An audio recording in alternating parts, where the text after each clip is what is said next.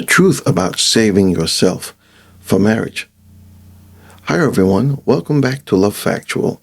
I am William Ryan, and today we're diving into a topic that's both personal and profound, saving yourself for marriage. This subject is more than a rule or tradition. It's a commitment that impacts your heart, mind, and spiritual journey. In a world that often views this idea as outdated, we're here to uncover the real truth behind waiting and why it can transform your life and relationships. Today, we'll explore biblical reasons for waiting, the challenges it brings, and the blessings that comes with it. Whether you're single, dating, or even married, there's wisdom in understanding God's design for intimacy. Number one, understanding God's design for intimacy. Genesis 2 verse 24 says, "A man shall leave his father and mother and be joined to his wife, and they shall become one flesh." This verse reveals a divine blueprint for marriage, where physical intimacy is more than just a connection of bodies. It's a sacred union of souls. From a biblical perspective, intimacy is not just about pleasure or companionship. It's a covenant that mirrors God's relationship with us. In marriage, intimacy becomes a binding force designed to deepen love, trust, and unity. But what happens when we step outside of this design?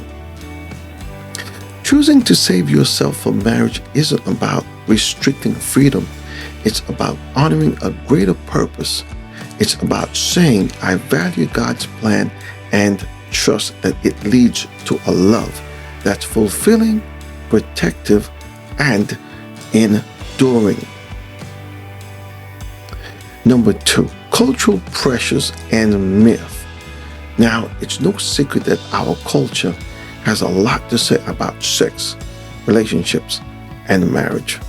From movies to music, the message often seems to be that waiting is restrictive, or that it's impossible to find happiness without following our immediate desires.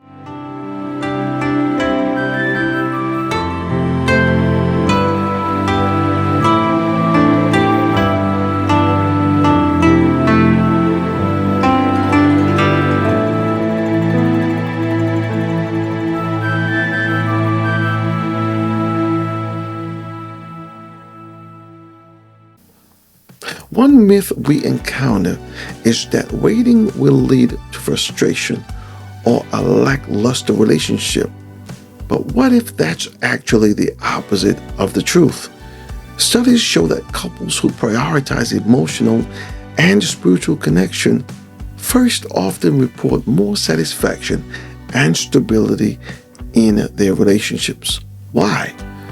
Because the foundation of love and respect is already established. When you wait, you're choosing a path that builds character, patience, and self-control. And when you marry someone who shares this value, it creates a bond that's centered on shared purpose and honor. Number three, the challenges of waiting. Let's be real. Waiting isn't easy, especially in a culture that often glorifies instant gratification. There's a reason Proverbs 4:23 says, "Guard your heart, for everything you do flows from it." Protecting your heart and mind from distractions and temptations takes courage and commitment. One challenge many face is the feeling of isolation. It can feel like you're the only one choosing this path. But remember, you're not alone.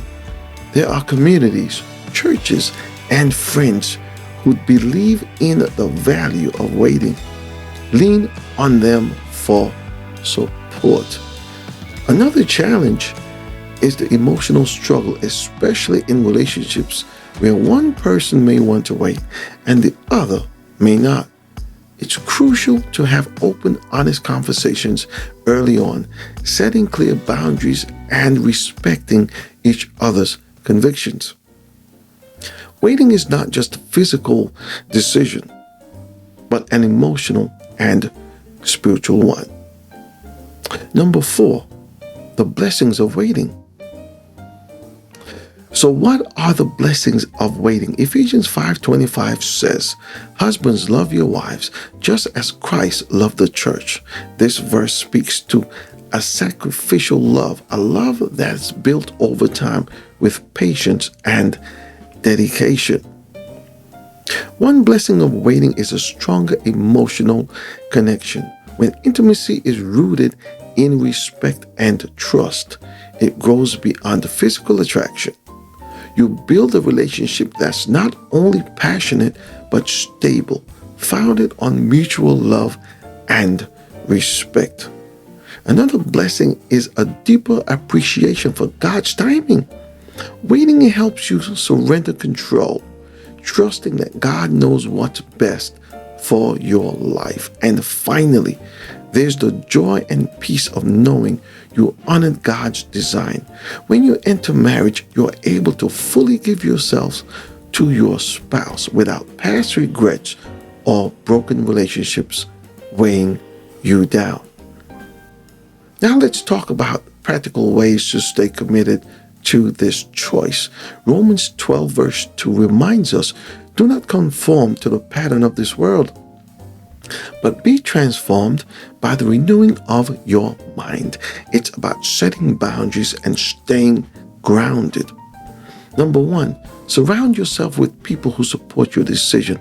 Find friends, mentors, and faith community that understands and respects the choice to wait.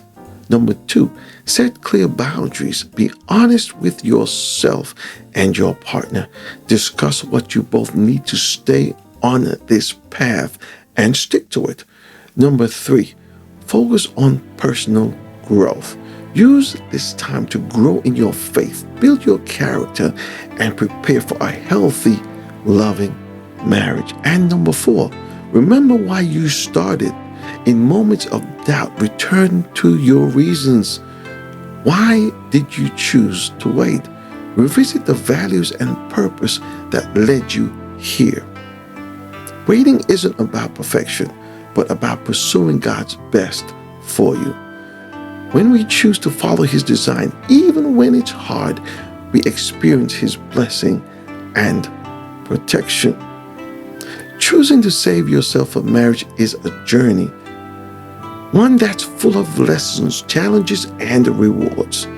If you've made this choice, know that God sees your commitment and honors it. And if you have a different past, remember that His grace covers all things. In Christ, every day is a new beginning. Thank you for joining me in exploring this powerful topic. If this video resonated with you, please give it a thumbs up. Subscribe to Love Factual and share it with someone who might be encouraged by this message. Let's continue to build a community that honors God's design for love and relationships.